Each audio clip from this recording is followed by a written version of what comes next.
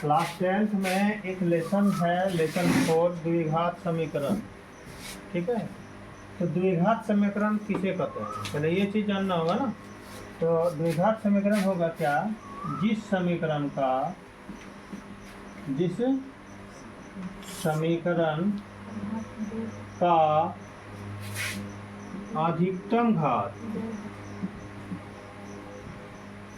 अधिकतम घात 2 हो उसे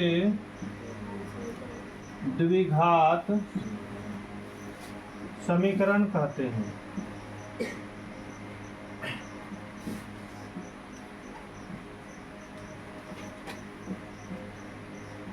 जिस समीकरण का अधिकतम घात कितना होगा, 2 होगा, तो उसको हम द्विघात समीकरण कहते हैं। तो परिभाषा जान गए, जरा देख लेंगे तो बढ़िया होगा। इसका एग्जाम्पल में देखिए, 2x² + 5। ठीक है, यही तो घात हुआ ना, है ऊपर में जो पावर है वही तो घात हुआ ना। वह घात कितना है, यह द्विघात समीकरण। अगर बोलेगा 2x + 5, क्या यह द्विघात समीकरण है? आंसर होगा यह द्विघात समीकरण है। हाँ, यह द्विघात समीकरण है। नहीं। 3x + 9, 3x³ + 9 क्या द्विघात समीकरण है? नहीं है। अच्छा, x² - 5 द्विघात समीकरण है। हाँ। 3x² - 5x³ + 2x + 5 यह द्विघात समीकरण है कि नहीं है? नहीं है। अधिकतम घात कितना है?